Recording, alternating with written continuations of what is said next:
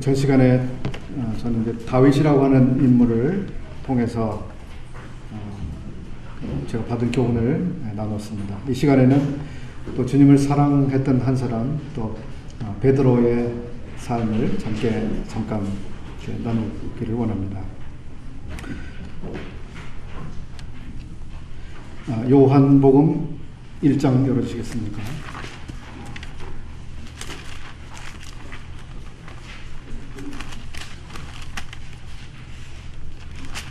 요한복음 1장 40절 42절까지 함께 읽어보겠습니다. 함께 읽어보겠습니다. 시작. 말을 듣고 예수를 좇는 두 사람 중에 하나는 시몬 안드레의 형제 안드레라. 그가 먼저 자기의 형제 시몬을 찾아 말하되 우리가 메시아를 만났다 하고, 메시아는 번역하면 그리스도라. 데리고 예수께로 오니 예수께서 보시고 요한의 아들 시몬이 장차 게바라 하리라 하시니라. 게바는 번역하면 베드로라. 성경에서 이름 세 가지가 나오는 사람이 드물 텐데요. 여기에 한 사람이 세 가지 이름을 가지고 있는 사람이 등장하고 있습니다. 이 사람의 이름은 베드로입니다. 그리고 게바라고도 하죠. 게바는 아람어 이름, 그리고 시몬은 히브리식 이름입니다. 그리고 베드로는 헬라어식 이름이었죠. 시몬이라고 하는 사람, 게바는 이제 베드로와 같은 이름이라고 하고 있죠. 다른 의미를 가지고 있었습니다. 시몬이라고 하는 이름은 듣는다라고 하는 의미를 가지고 있다고 합니다. 듣는다. 게바, 곧 베드로라고 하는 이름은 견고한 바위라고 하는 뜻을 가지고 있다고 합니다. 여기 주님께서 내가 요한의 아들 시몬이다. 너는 시몬이다. 장차 너를 게바라고, 즉 베드로라고 할 것이다. 이렇게 말씀하셨습니다. 주님께서는 이 시몬 베드로에게 세 가지 약속을 그의 생애에 주셨습니다. 여기에 그 하나가 나타나고 있습니다. 너는 지금 시몬인데 장차 너를 게바, 베드로라고 부르게 될 것이다. 이것이 하나의 약속이었습니다. 또 다른 약속 혹시 생각나시는 거 있으세요? 베드로에게 우리 주님께서 해주신 약속? 네, 좀 더 크게. 천국의 열쇠를 너에게 주리라. 약속을 주셨습니다. 또 다른 약속 기억나시나요, 혹시? 사람을 낚는 어부가 되게 할 것이다. 그런 약속도 주셨습니다. 사람을 낚는 어부가 되게 하리라고 하신 말씀은 마태복음 4장 18절과 19절에 나온 말씀입니다. 갈릴리 해변에 다니시다가 두 형제 곧 베드로라 하는 시몬과 그의 형제 안드레가 바다에 금을 던지는 것을 보시니 그들은 어부라 말씀하시되 나를 따라오너라. 내가 너희를 사람을 낚는 어부가 되게 하리라. 주님을 따라오면 그 조건이죠. 이 놀라운 약속이 이루어질 것이다. 즉 사람을 낚는 어부가 되게 할 것이다. 천국의 열쇠를 내게 주리라 하신 말씀은 마태복음 16장 19절에서 발견됩니다. 내가 천국 열쇠를 내게 주리니 내가 땅에서 무엇이든지 매면 하늘에서도 매일 것이요 내가 땅에서 무엇이든지 풀면 하늘에서도 풀리리라. 대단한 열쇠죠. 그리고 세 번째 발견되는 약속, 우리가 방금 읽었습니다. 이 세 가지 약속 가운데 우리 형제 자매님들은 하나를 선택하라고 하면 뭘 선택하시겠습니까? 천국 열쇠를 받으시겠습니까? 사람을 낚는 어부가 되시겠습니까? 아니면 베드로가 되시겠습니까? 오늘은 이 세 가지 약속 가운데 이제 내가 너를 게바라하리라고 하시는 약속에 대해서만 살펴보겠습니다.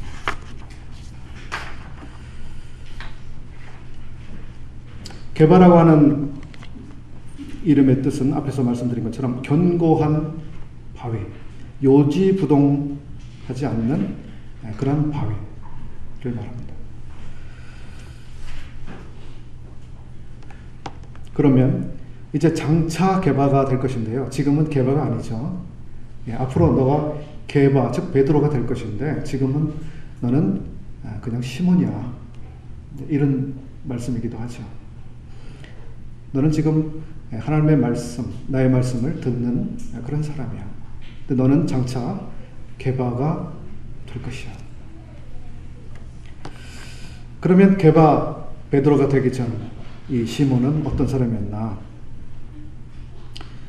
우리 형제자매들께서 잘 아시겠죠? 베드로가 어떤 사람이었는지. 베드로의 특징 생각나시는 거 있으시죠? 예. 베드로는 참 실수가 많았습니다. 그죠? 굉장히 섣부르다고 할까요? 나서기를 잘하는 사람. 이런 사람이었음을 우리들이 언뜻 떠올립니다. 마태복음 14장 28절에서 우선 생각나는 부분이 있습니다. 만일 주셔든 나를 명하사 물 위로 오라오소서 한데 이렇게 말씀했고요. 그는 정말 걸어봤습니다. 왜 자기가 물 위를 걸어가려고 했을까요? 글쎄 잘 모르겠습니다. 그는 아마 즉흥적인 그런 생각을 했던 것 같아요. 마태복음 16장 21절과 22절에서 주님께서 이제 고난받으실 것에 대한 예언의 말씀을 하셨습니다. 장로들과 대제사장들과 서기관들에게 많은 고난을 받고 죽임을 당하고 제3일에 살아나야 할 것을 제자들에게 비로소 가르치시니. 이 말씀을 하실 때 베드로가 예수를 붙들고 간하여 가로되 주여 그리마옵소서. 이 일이 결코 주에게 미치지 아니하리이다. 여기 베드로는 주님을 위해서 뭔가 대단히 충성스러운 면모를 보여주고 있는데 사실은 주님의 계획에 대해서는 무지한 상태였다고 하는 것을 우리가 알 수 있습니다. 그는 주님을 위해서 뭔가를 하겠다라고 했지만 주님의 마음은, 주님의 계획은 이해하지 못하는 어린 사람이었습니다. 어린 사람. 우리들 가운데 그런 사람도 있을 수 있습니다. 나 주님을 위해서 뭔가 할 거야. 주님 뭐든지 하라고 하시면 내가 다 할 거야. 네, 그 동기는 좋습니다만 때때로 그러한 용기뿐인 무지, 이것이 우리에게 실수로 나타날 가능성이 있습니다. 마태복음 17장 4절에서 또 우리가 한 가지를 보게 됩니다. 베드로가 예수께 여짜와 가로되 주여 우리가 여기 있는 것이 좋사오니 주께서 만일 원하시면 내가 여기서 초막 셋을 짓되 하나는 주님을 위하여 하나는 모세를 위하여 하나는 엘리야를 위하여 하리이다. 여기 베드로는 여기 모세와 엘리야가 함께 나타났다고 하는 이 사실만 생각하고 거기 초막셋을 똑같이 지어서 함께 있겠다고 이야기하고 있습니다. 여기 주님의 영광과 그리고 함께 있었던 모세와 엘리야의 영광을 같은 영광으로 생각을 하고 있었던 것입니다. 하나님의 거룩, 하나님의 영광, 그것을 그 인간이 얻게 되는 그런 영광과의 이 차이를 구별할 줄 모르는 이런 상태에 그가 있었습니다. 그때 그 음성이 들렸지 않습니까? 음성이 들렸습니다. 베드로가 이 이야기를 했을 때 너희는 그의 말을 들으라. 즉 예수 그리스도의 말을 들으라. 이렇게 하면서 모세와 엘리야를 구름이 딱 가리셨습니다. 그리고 예수님의 영광만 나타나도록 하셨습니다. 우리가 사람의 영광, 그리고 어떤 존경스러운 만한 분들이 받을 만한 영광과 우리 주님의 영광을 구분하지 못하는 그런 실수를 할 가능성도 있는 것이죠. 마태복음 26장 33절에서 또 다른 것을 볼 수 있습니다. 베드로가 대답하여 가로되 다 주를 버릴지라도 나는 언제든지 버리지 않겠나이다. 베드로는 항상 용감했습니다. 두려움이 없는 사람이었죠. 그 특징이 다시 한번 나타난 것 같습니다. 그런데 여기 조건이 하나 붙어 있습니다. 다 주님을 버릴지라도 나는 이라고 말하고 있습니다. 비교하고 있습니다. 다른 사람들과 비교하고 있습니다. 다른 사람들과 비교해서 자기가 좀 더 충성스럽다고, 자기가 좀 더 주님 편에 속해 있다고, 좀 더 위험을 더 무릅쓸 준비가 되어 있는 사람이라고 비교하고 있는 그런 마음이 나타나고 있습니다. 다른 사람들은 겁먹고 뒷걸음질 치겠지만 나는 그런 사람이 아닙니다. 그런 이야기를 이 사람이 했습니다. 자기에 대한 과신, 남에 대한 무시, 혹은 우월감, 이것이 느껴지는 그런 말입니다. 누구든 이런 실수를 할 가능성은 있다고 보여집니다. 사람이기 때문에. 어쨌든 시몬 베드로가 지금 그런 상태에 있었습니다. 마가복음 9장 34절에서 또 다른 내용을 봅니다. 저희, 즉 제자들이 잠잠하니 이는 노중에서 서로 누가 크냐 하고 쟁론하였습니다. 서로 다퉜습니다. 네가 더 큰 인물이 될 거야. 네가 더 위대한 인물이 될 거야. 네가 더 주님께 사랑받는 사람이 될 거야. 이게 아니라 나잖아. 내가 더 주님께 사랑받는 종, 주님 나라에서 더 좋은 자리, 더 권세 있는 자리, 더 높은 자리에 내가 있을 거야. 너희들은 내 빛이야. 그 생각을 이제 베드로뿐만 아니라 다른 제자들도 동일하게 가지고 있었습니다. 인간적인 야망, 이게 버려지지 않은 상태에 있는 사람이라고 볼 수 있습니다. 요한복음 13장 8절에서는 이런 내용을 볼 수 있습니다. 베드로가 가로되 내 발을 절대로 씻기지 못하시리다. 예수께서 대답하시되 내가 너를 씻기지 아니하면 내가 나와 상관이 없느니라. 베드로는 이해를 못했습니다. 자기의 주께서 제자들의 발을 씻긴다고 하는 이 사실을 받아들일 수 없었습니다. 어떻게 선생님께서 제자들의 발을 씻기시나?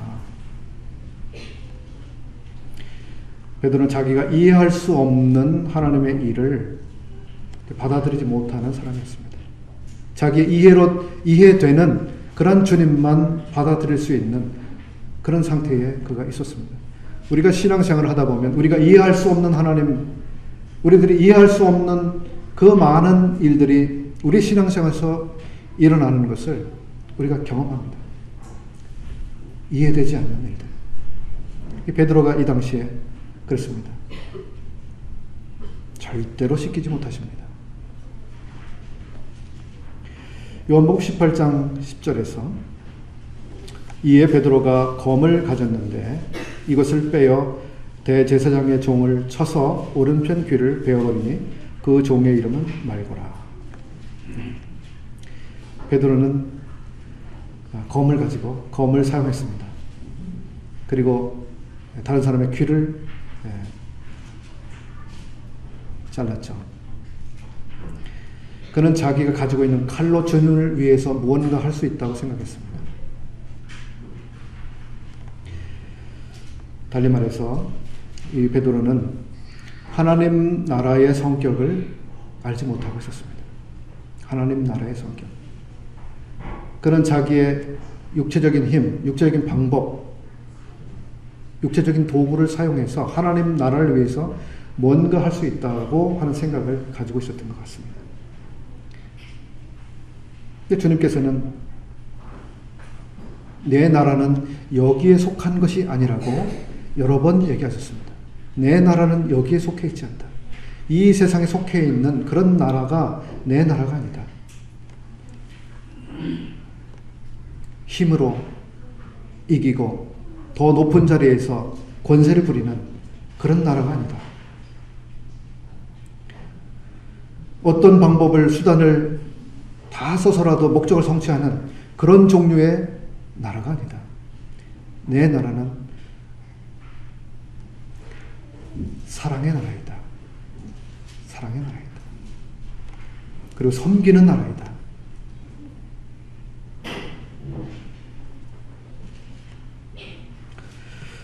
요한복음 21장 3절 보시겠습니다. 시몬 베드로가 나는 물고기 잡으러 가노라 하매 저희가 우리도 함께 가겠다 하고 나가서 배에 올랐으나 이 밤에 아무것도 잡지 못하였더니. 베드로와 그 제자들은 주님의 약속을 받고 있었습니다. 예수님의 부활까지도 이미 목격했고요. 예수님이 부활하신 주님께서 이미 그들을 찾아와서 이미 만나 주셨습니다. 부활의 확증이 있었습니다. 그리고 너희는 기다려야 된다. 기다려라. 그렇게 말씀하셨는데 이 베드로와 그리고 부화내동하는 이 제자들이 한 행동은 나는 물고기나 잡으러 다시 가겠다고 그물을 가지고 바다로 갔습니다. 무엇입니까? 여전히 이 사람은 주님의 약속을 믿고 기다리는 일에 훈련되어 있지 않은 상태에 있었던 것입니다. 부활하신 주님을 만나 뵙고도 그랬습니다. 주님을 섬기는 데 있어서 우리들이 꼭 받아야 되는 중요한 훈련 하나가 있는데 그것은 뭐죠? 주님의 약속을 믿고 주님의 시간까지 기다리는 훈련입니다. 이 훈련이 되어 있지 못하기 때문에 실패한 수많은 사람들을 우리는 볼 수 있습니다. 구약의 사울은 우선 떠올려지는 인물 가운데 한 사람입니다. 사울은 기다리지 못했습니다. 어떤 위험한 순간에 자기에게 닥쳐오자, 그리고 자기와 함께 했던 군사들이 이제 자기를 떠나서 흩어지는 이런 상황을 보자마자 그는 인간적인 방법을 동원해서 이를 해결하려고 했습니다. 그건 하나님의 테스트였습니다. 그 일 때문에 그 사람은 더 이상 하나님께 쓰임받는 사람이 되지 못했습니다. 실격 처리가 됐습니다. 실격. 왕으로서 실격. 주님을 기다리는 훈련, 주님의 시간까지 기다리는 훈련. 특별히 우리 젊은 형제자매들, 이 훈련은 대단히 중요합니다. 주님이 나를 실제적으로 부르시는, 그리고 사용하시는, 그리고 나를 통해 일하시는 그 시간까지 기다리는 훈련. 베드로 사도는 젊은 자들아 겸손으로 허리를 동여라. 그리고 너희들은 기다려라. 때가 되면 너희를 높이시리라. 너희들을 사용하실 것이다. 하나님이 너를 부르실 것이다. 때가 되면. 젊은 사람들은 조급하기 쉽습니다. 그리고 성급하기 쉽고 조금 기다리다가 틀렸어 하면서 다른 지역으로 가거나 다른 데를 기웃거리거나 다른 방법을 찾거나 그런 실수를 매우 잘합니다. 이거 젊음의 특징 가운데 하나이긴 합니다. 그러나 이런 실수를 주님 앞에서 줄일 수 있는 이런 인내를 배울 필요가 있습니다. 요한복음 21장 21절에 다시 한번 베드로의 면모를 볼 수 있습니다. 21장 21절에 이에 베드로가 그를 보고 예수께 여짜오되, 그는 주님의 사랑을 받는 제자죠. 예수께 여짜오되 주여 이 사람은 어떻게 되겠사옵나이까? 이렇게 물어보고 있습니다. 베드로에게 주님께서 네가 지금은 네가 원하는 대로 다닐 수 있지만 이제 이후에는 네가 원하는 대로 달리는 것이 아니라 사람들이 너에게 띠를 띄우고 네가 원치 아니하는 곳으로 데려가리라. 그리고 그가 어떠한 죽음으로 주님을 위해서 영광 돌리는 그 죽음을 맞이할 것인지에 대해서 말씀하셨는데, 그 이야기를 듣고 베드로가 주님 곁에 누워있는 요한을 보면서, 주님, 그러면 저 요한은 어떻게 되는 겁니까? 나는 그렇게 마지막에 사람들에 의해서 죽임을 당하게 되는데 저 사람도 나처럼 저렇게 죽임을 당합니까?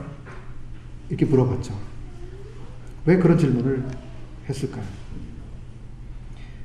이 질문에 대해서 주님께서 기쁘게 생각하지 않으셨습니다. 저 사람이 어떻게 되든지 네가 상관하지 않아도 된다. 저 사람의 일은 내가 알아서 할 것이다. 너는 다만 나를 따라오면 된다. 이런 이야기를 하셨습니다. 베드로가 이때까지 주님께서 이 베드로 자신을 어떻게 보는지에 대한, 주님이 자기를 어떻게 보는지에 대한 그 방식대로 자기를 인식하고 자기를 보는 것이 아니라 여전히 다른 사람들과 비교해서 저 사람은 주님이 저렇게 앞으로 사용하실 계획인데 라고 하면서 다른 사람들과 비교해서 자기를 보고 있는 것입니다. 이것이 신앙의 미숙한 측면이죠. 우리들이 주님을 따라가면서 다른 형제, 다른 자매를 보기가 쉽습니다. 물론 다른 분들에게 어떤 도움이 필요한지 이를 위해서 우리가 그럴 수 있습니다. 관심을 가져야죠. 그러나 여기에 베드로가 하는 것처럼 저 사람은 지금 달리기를 잘하는데 내가 저 사람보다 못 달리면 어떡하지? 마치 막 이런 식으로 비교해서, 이런 식의 생각에서 자꾸 옆을 우리 형제 자매님들을 쳐다보면 자기의 줄다름을 효과적으로 다름질할 수가 없죠. 전 시간에 말씀드린 것처럼 사도 바울은 나의 달려갈 길을 내가 달렸다고 말하고 있습니다. 자기는 주님께서 자기 생에게 주신 책임과 목표를 위해서 그것을 향해서 곧바로 달렸습니다. 다른 형제 자매님들이 뭐 잘 달리는지, 자기보다 더 빨리 달리면 어떡할까? 이런 생각을 가지고 있다든지 전혀 그러지 않았습니다. 다른 사도들이 더 위대해지는지, 더 놀랍게 쓰임을 받든지 사도 바울에게는 관심 밖이었습니다. 나에게 주신 그 길을 나는 달린다. 여기 베드로는 아직 그런 준비가 되어 있지 않았습니다. 주여, 이 사람은 어떻게 되겠습니까?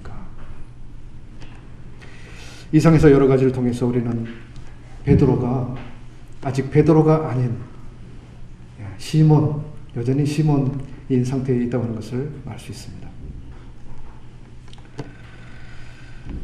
주님의 사용하시기에는 여전히 미달되어 있는 인격, 미달되어 있는 신앙, 그의 허풍은 여전히 남아있고 그의 즉흥성, 그의 과격함은 여전히 훈련되어 있지 않은 상태였습니다. 주님과 주님의 나라가 도대체 어떤 나라인지에 대한 성격도 분명하게 들어가 있지 않았습니다. 그런데 이러한 베드로가요, 어떤 사람이 되었는가 하는 것이 정말 놀라운 사실입니다. 베드로 전서와 후서를 보게 되면 이 베드로 전서와 후서를 쓸 당시에 베드로는 이때로부터 약 한 30년쯤 뒤입니다. 베드로의 노년에 해당됩니다. 아마 베드로가 베드로 전후서를 쓰기 전에 사도행전의 놀라운 일들이 다 경험된 사건들이었습니다. 오순절에 성령께서 강림하시고 사람들이 이 성령에 충만해서 예수님을 전하고 수많은 사람들이 예수님께 굴복하고 믿고 교회에 더해지는 일들이 있었습니다. 그리고 이방인들, 유대인들이 그렇게 멸시하고 멀리하는 부정케 여겼던 이방인들에게도 하나님이 동일한 은혜를 주시는, 그래서 동일하게 주님의 몸으로 불러들이시는 이 놀라운 일을 베드로를 통해서 주님이 하셨습니다. 편견을 가지고 있던 베드로를 사용하셨습니다. 그리고 사도행전 12장에서 우리들이 베드로는 옥에 갇혔고 예루살렘 교회는 그를 위하여 간절히 빌더라라고 하는 그 놀라운 성도들의 기도, 교회의 기도를 주님이 얼마나 놀랍게 사용하시는지 그가 경험했습니다. 예루살렘 교회에 핍박이 일어나서 성도들이 흩어지고 그 흩어진 성도들이 안디옥에 가서 복음을 전했고요. 그 안디옥 교회를 통해서 주님이 얼마나 놀라운 하나님의 복음의 역사를 이루시는지 사도행전에 펼쳐져 있습니다. 그 모든 일들을 베드로가 보았고 경험했습니다. 그리고 정말 주님이 어떤 분이신지 그가 경험했습니다.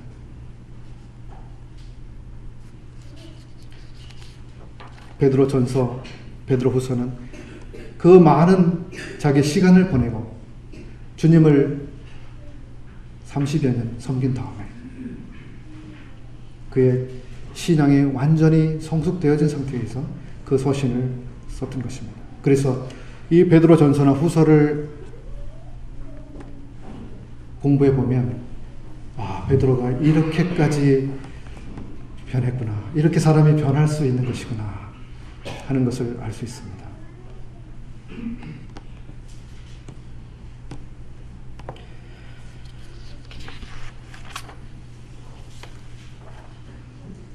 베드로전서 1장 7절에서 우리 이것을 볼 수 있습니다.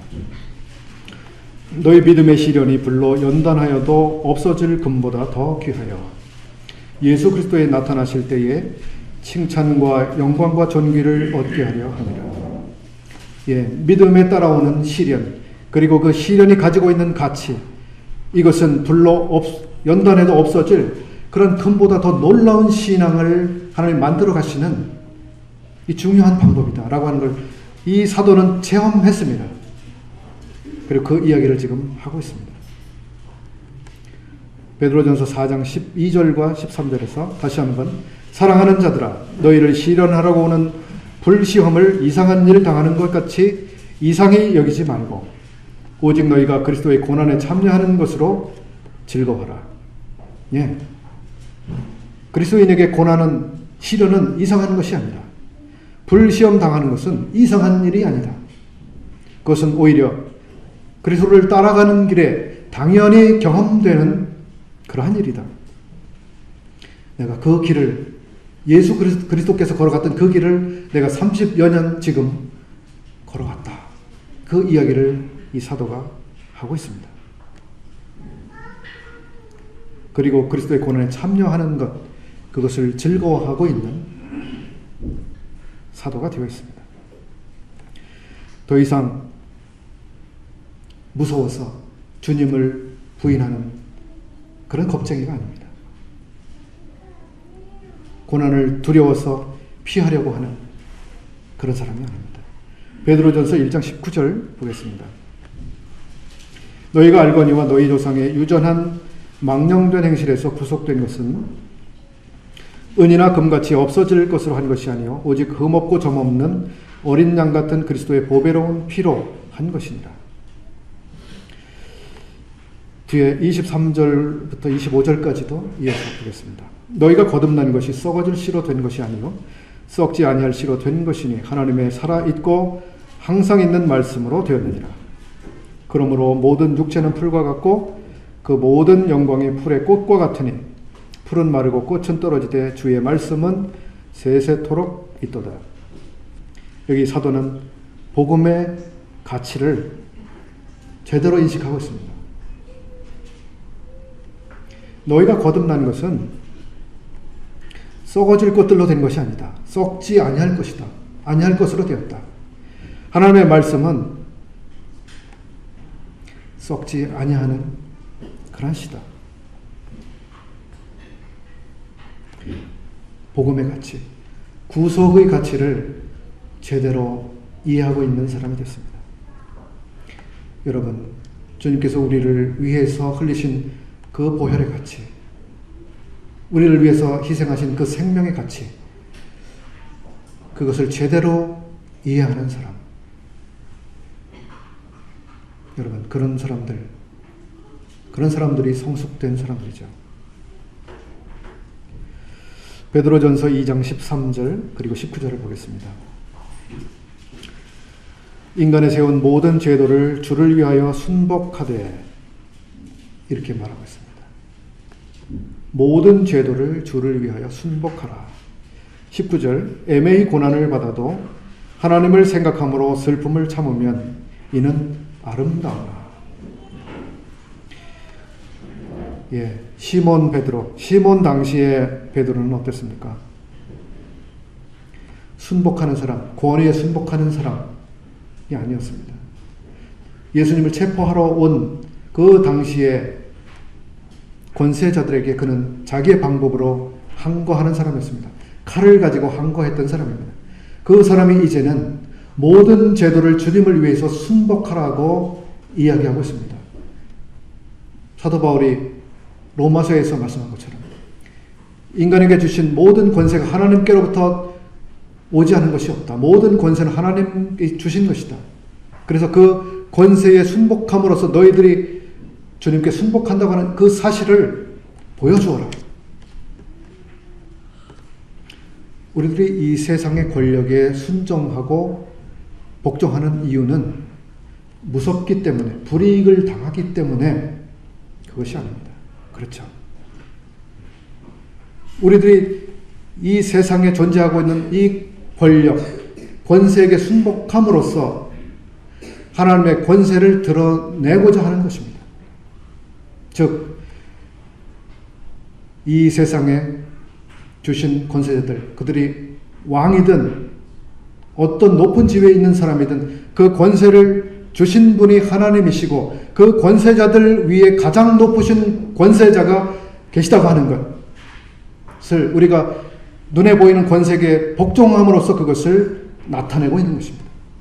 그렇기 때문에 우리에게 주신, 우리들이 사회에서, 우리들이 국가에서, 우리들 가정에서 주신 권세들에게 복종하는 문제는 대단히 중요한 문제가 되는 것입니다. 우리가 하나님께서 우리에게 주신 권세들에게 복종하지 않는 그 행동을 통해서 우리가 하나님에게 복종하지 않는다고 하는 것을 반증하는 그 행동을 하는 것이기 때문입니다. 우리 자매님들이 노후를 쓰고 계시잖아요. 어떤 분들은 노후를 사소하게 생각하기도 합니다. 노후를 쓰기 때문에 전도가 잘 안 된다고 푸념하는 분들도 있습니다. 노후 때문에 교회가 성장이 안 된다고 말하는 사람도 있습니다. 노후는 문화적인 것에 불과하다고 말하기도 합니다. 그래서 이제는 시대도 바뀌었고 문화도 바뀌었고 교회의 부흥을 위해서 자매님들이 노후를 쓸 필요가 없다고 가르치는 분들도 있습니다. 그래서 어떤 분들은 노후를 벗습니다. 저는 이거 대단히 불행한 일이라고 생각합니다.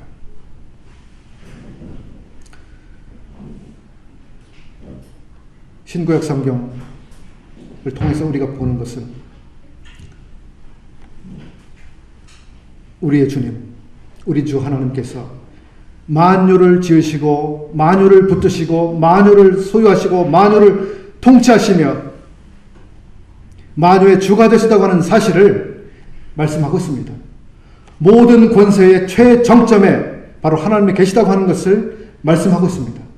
모든 권세는 그분 아래에 있다고 하는 것을 말씀하고 있습니다. 그런데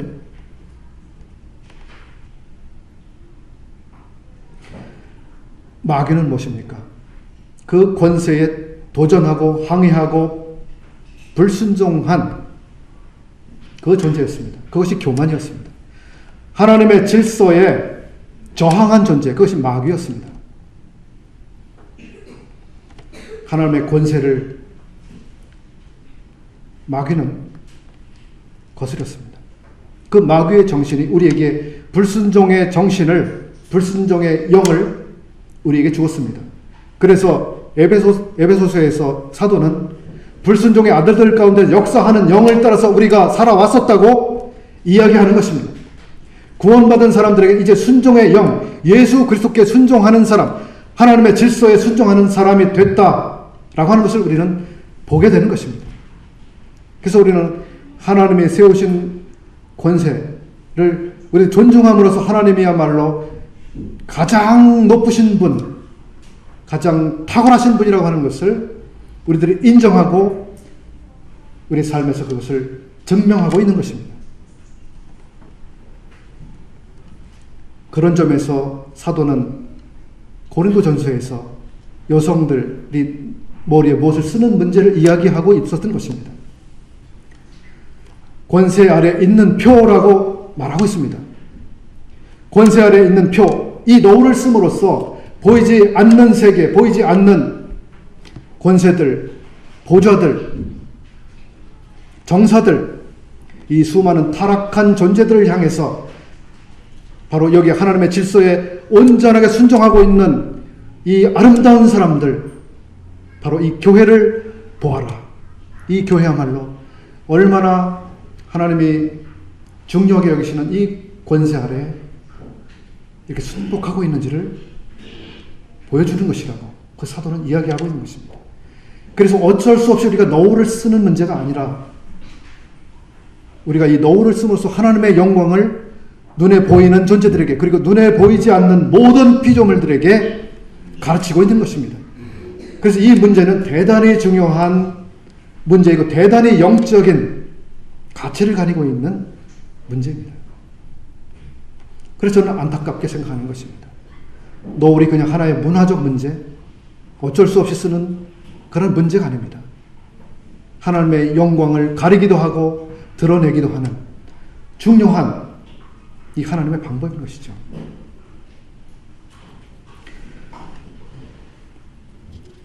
베드로 이야기를 하다가 옆으로 잠깐 나갔습니다.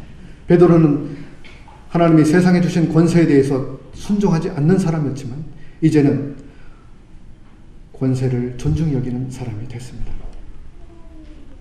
애매한 고난을 받는다 하더라도 주님을 생각함으로 그것을 참으면 그것은 아름다운 일이다. 이렇게 말하고 있습니다. 베드로는 가정 안에서 아내와의 관계에 있어서도 매우 성숙된 사람으로 변해갔습니다. 베드로가 자기 아내에 대해서 어떻게 평하고 있느냐? 베드로전서 3장 7절에서 남편 된 사람들아 이와 같이 지식을 따라 너희 아내와 동거하고 저는 더 연약한 그릇이요 또 생명의 은혜를 유업으로 함께 받을 자로 알아 귀하게 여기라고 말하고 있습니다. 예, 남편 여러분, 여러분의 아내는 정말 소중히 여겨야 될 존재들입니다. 여러분이 받을 유업을 동일하게 함께 받을 그러한 존재들입니다. 여러분 귀하게 여기십시오. 베드로가 그런 이야기를 하고 있는 것입니다. 베드로는 존경받는 남편이었을까요? 예, 존경받는 남편이었다고 전승은 말해주고 있습니다. 그 순교를 당할 때 그의 아내가 있었습니다. 베드로가 세계 곳곳에 여러 가지로 이 전도의 여행을 다닐 때 그의 아내가 함께 따라다녔습니다. 고난을 함께 했죠. 죽을 때 그때까지도 함께 했습니다.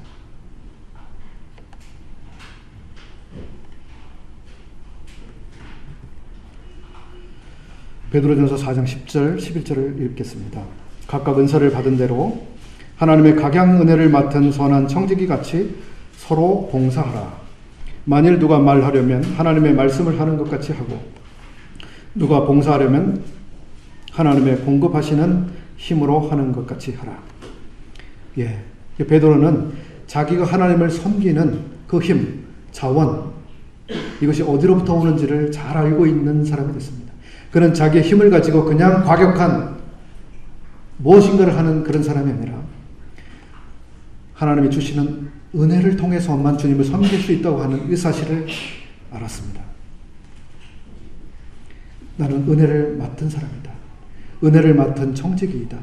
그래서 내게 맡겨진 은혜를 사용하고 있다. 그런 사람이 되어 있습니다. 여기 더 놀라운 한 가지가 있습니다. 베드로전서 5장 1절인데요. 너희 중 장로들에게 권하노니, 권하노니라고 말하고 있습니다.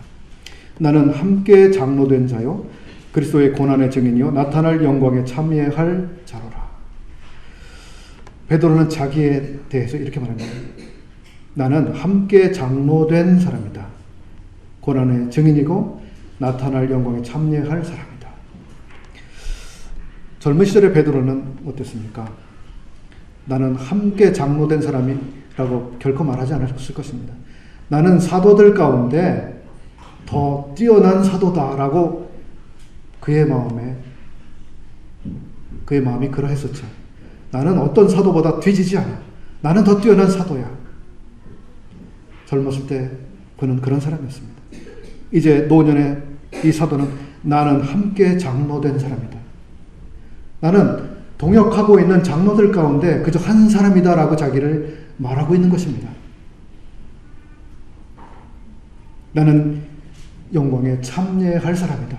다른 사람들이 얻게 될 그 영광을 나도 함께 참여하게 될 그런 사람의 한 사람이라고 말하고 있습니다. 옛날 같으면 모든 영광을 자기가 다 받아야 될 것처럼 그런 생각을 가지고 살았던 사람이죠. 얼마나 겸손해졌습니까?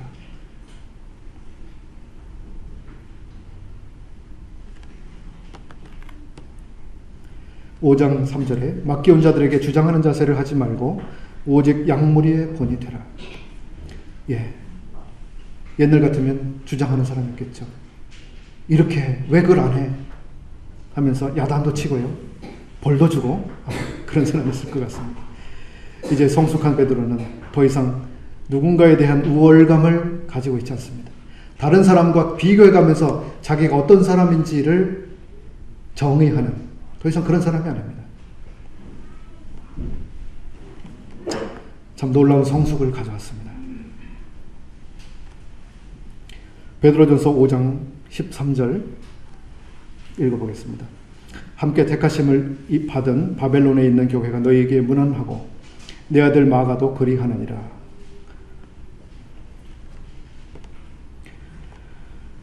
여기 마가라고 하는 이름이 있습니다. 지금 1시가 되었는데요. 제가 조금만 더 5분이나 10분 정도만 조금 더 사용해도 되겠습니까? 예, 감사합니다. 여기 마가가 나옵니다. 마가. 이 요한 마가입니다. 이 요한 마가는 베드로와 바나바가 1차 선교여행 했을 때 동행했던 아주 젊은이였습니다. 아주 부유한 가문에서 자라난 젊은이였습니다. 고생을 몰랐던 사람이죠.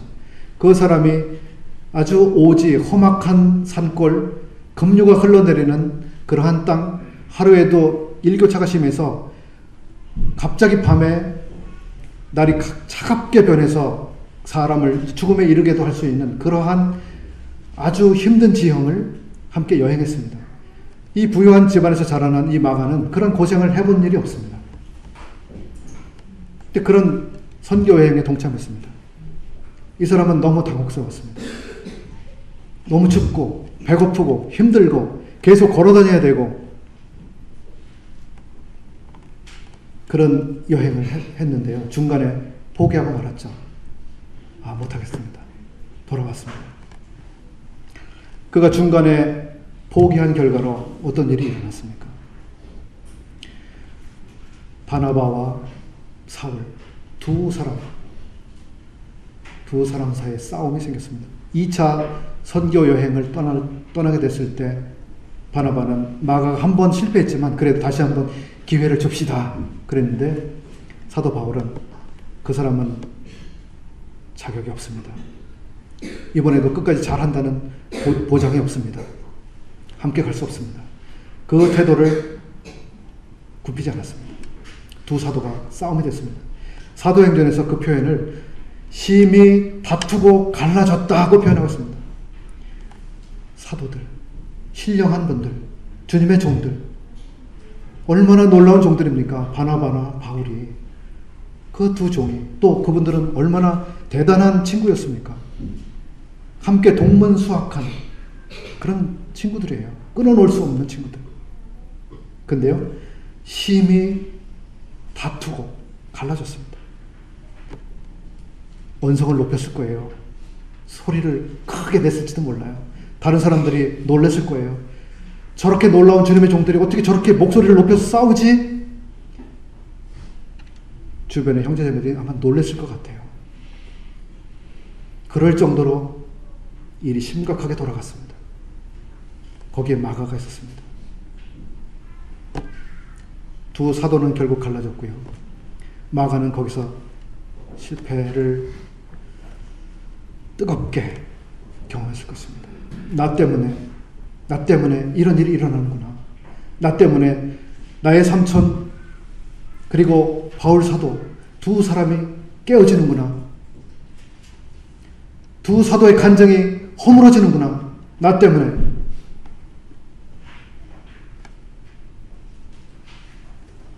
그 마가가 지금 베드로전서 5장 여기 나타나고 있습니다. 내 아들 마가도 너희들에게 문안하고 있다. 함께 문안한다고 말합니다. 마가가 사도행전에서는 이제 바나바와 함께 구브로, 키프로스로 갔다고 기록하고 있는데요. 여기에는 지금 베드로와 함께 있다고 나오고 있습니다. 언제 마가가 베드로에게 갔는지 모릅니다. 어쨌든 지금 함께 가고 있습니다. 베드로는 마가를 자기 아들이라고 소개하고 있습니다. 대단히 사랑하고 아끼는 그런 젊은이로 자기 옆에 있습니다. 이 마가가요, 나중에 마가복음을 기록한 사람입니다. 마가복음. 젊은 날 실패했던 사람, 젊은 날 자기 길을 끝까지 가지 못하고 중도에 포기했던 탈락자가 마가복음, 신약 성경의 처음 복음을 기록한 사람이 됐습니다.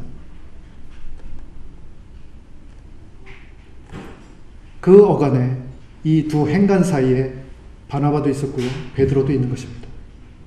마가가 마가복음을 기록하기 전에 여기 베드로와 함께 있습니다. 베드로가 어떻게 마가를 돌봐주었을까요? 사랑해 주었을까요? 가르쳐 주었을까요? 그를 격려해 주었을까요?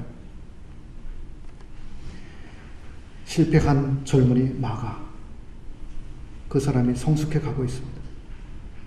그 성숙해 가는 그 젊은이를 도와주고 있는 사람은 베드로였습니다. 젊은 날 베드로 역시 실패자였습니다. 주님을 결코 부인하지 않겠다고 했던 그 사람, 3번씩이나 주님을 부인했던 그 사람, 수많은 실수들, 그 젊은 날을 살아갔던 베드로가 이제 젊은 날 실패를 경험한 마가라고 하는 젊은이를 도와줘서 그 사람이 성숙되게 만드는 그 사람이 된 것입니다.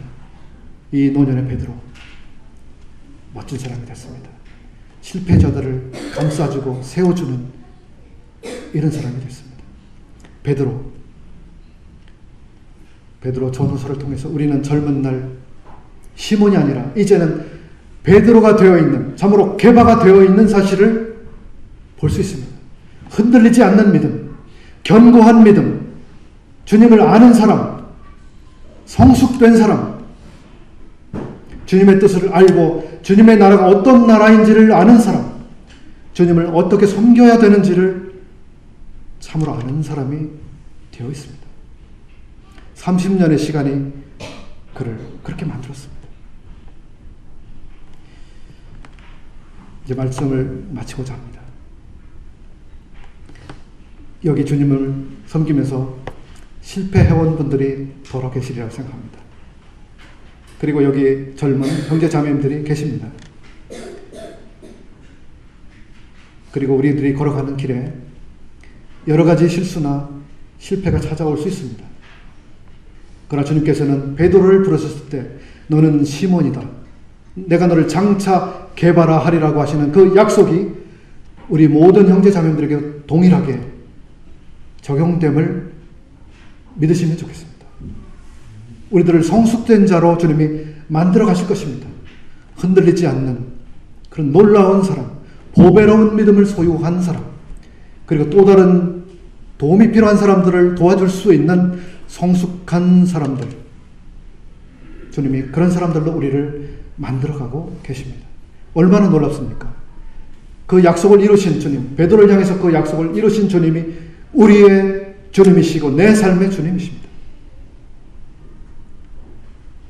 우리의 삶을 정말 멋진 보석으로 만들어 가시는 그 주님께서 오늘 나와 함께 계시고 내 걸음에 함께하고 계십니다. 너를 장차 개발하리라. 여러분을 향해서도 주님께서 너를 개발할 것이다. 믿으시기 바랍니다. 기도하고 마치겠습니다.